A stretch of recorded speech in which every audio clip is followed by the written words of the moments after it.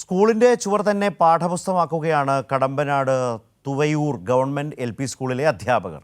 School തുറക്കാൻ ദിവസങ്ങൾ മാത്രം ശേഷിക്കെ കനത്ത മഴയിലും കുരുന്നുകൾക്കായി ചിത്രരചനയുടെ തിരക്കിലാണ് ഇവിടുത്തെ അധ്യാപകർ.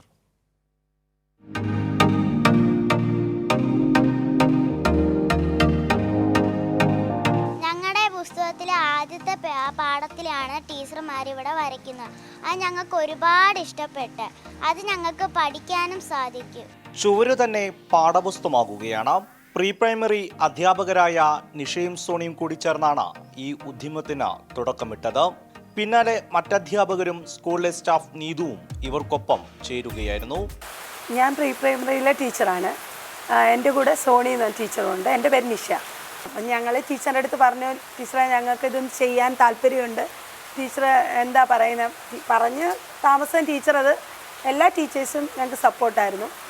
ടീച്ചർ തന്നെ പെയിൻ്റൊക്കെ മേടിച്ച് തന്നു. നിങ്ങൾക്ക് ഇഷ്ടമുള്ള രീതിയിൽ ചെയ്തോളാൻ പറഞ്ഞു. അങ്ങനെയാണ് ഞങ്ങൾ പ്രീ പ്രൈമറി ക്ലാസ്സിലാണ് ആദ്യം തുടങ്ങിയത്. അങ്ങനെ ചെയ്തത് കണ്ടപ്പം എല്ലാ ടീച്ചേഴ്സും പറഞ്ഞു ബാക്കിയുള്ള ഭിത്തികളിലൂടെ നമുക്ക് ചെയ്യാം. അങ്ങനെയാണ് ഇവിടം വരെ എത്തിയത്.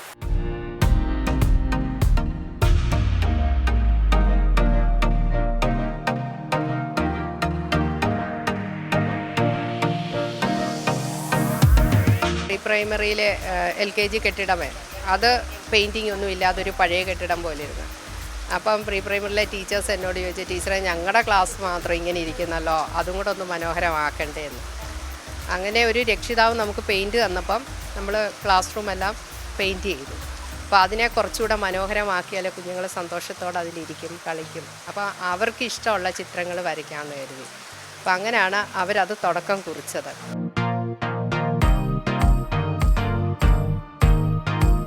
അപ്പോൾ അവർ വരച്ച് കഴിഞ്ഞപ്പോഴത്തേക്ക് ഞങ്ങളുടെ LP സെക്ഷനിലുള്ള ടീച്ചേഴ്സ് എല്ലാം പറഞ്ഞു, പ്രീ പ്രൈമറി മനോഹരമായപ്പോൾ നമ്മുടെ ക്ലാസ് റൂം മനോഹരമാക്കണ്ടേ, അപ്പോൾ ആയിക്കോട്ടെ എന്ന് പറഞ്ഞു. അപ്പോൾ ഇവിടെ LPയിൽ വരയ്ക്കേണ്ടി വന്നത് പാഠഭാഗവുമായിട്ട് ബന്ധപ്പെട്ട് പരിസര പഠനവുമായിട്ട് ബന്ധപ്പെട്ട ചിത്രങ്ങൾ വരയ്ക്കാമെന്ന് ഞങ്ങൾ തീരുമാനിച്ചു.